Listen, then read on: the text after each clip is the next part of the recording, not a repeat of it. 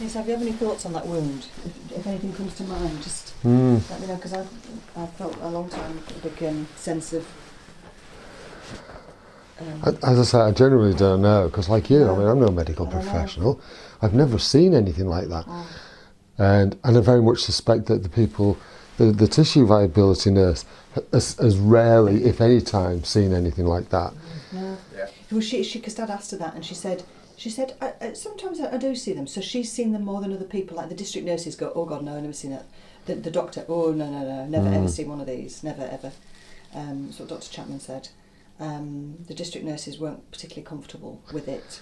And in fact, it was the first district nurse that looked at it that said, if this was me, it needs a tissue I'd viability. be telling the doctor to come and have a look. I'd be getting tissue viability out, so thank God for her. Yeah. And the tissue viability nurse, she says, seen a few. She said, but I have seen one, because Dad said, I bet you've never seen any as bad as this. She said, I've seen one that was a lot worse. It was a young woman, and she said, and it was all down her face really badly. But I guess they see difference. She must see big open wounds in different parts of the body as well. Oh, absolutely. I mean, ultimately, it's dead tissue, and it's just complicated by the fact it's not just a wound; it's cancerous wounds. It's cancerous. It's had radiotherapy, and it's active cancer. There's active cancer. There's dead cancer. There's live tissue, and there's dead tissue in there. Yeah. I think that what's vexing her is that the plug is such a hard, solid plug, because she wants that out. Yeah, which seems weird, because then you just end up with a bloody hole. And the complication with, which I've never told you about actually, the complication with Dad is because the blood thinners, that if he starts bleeding from that in a big, because we can't just pull it out. The tissue nurse has tried to a couple of times just gradually loosen it, but she says it's really it may be solid. hard to stem the flow. And so if he does ever start bleeding from that area and it's not stopping, Dr. Chapman has given us, I'll write on it, blood stuff.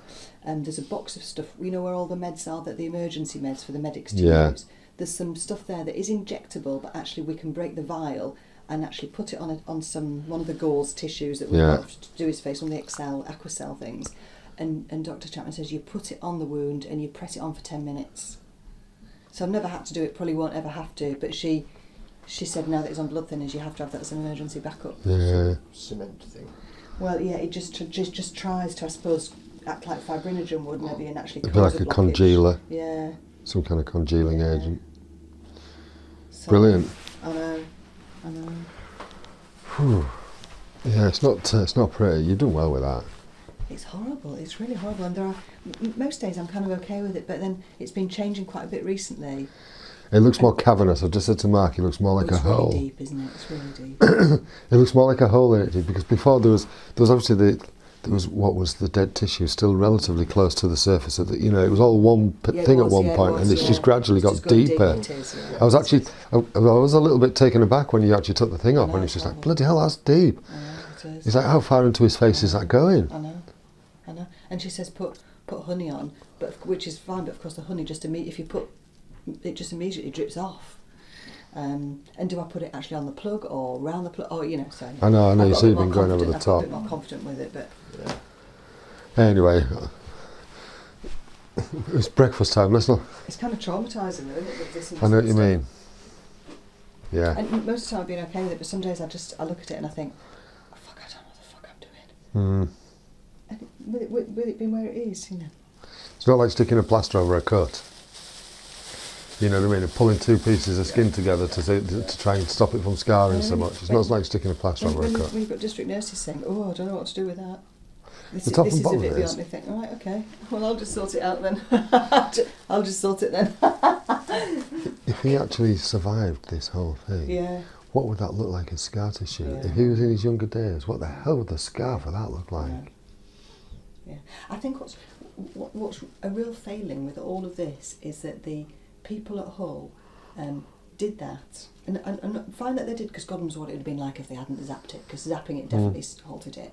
But there was nobody discussed with us, this is what will happen, and it'll be an open wound for There's no follow-up, possibly for the rest of your life.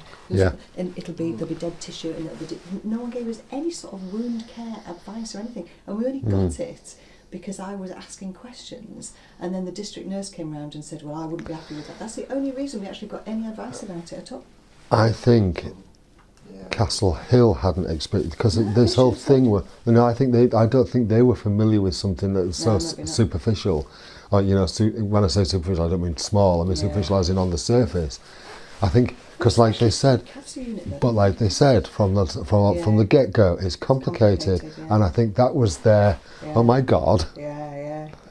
We're not used to seeing stuff like this. Yeah, maybe. You know what I mean? Yeah. Because it was what's happened with Dad is so rare. It's an internal cancer, and it's something internal that's manifested on externally. It's incredibly rare. Well, even those other tumours that he's got haven't broke through the skin. No, this is the only one that had.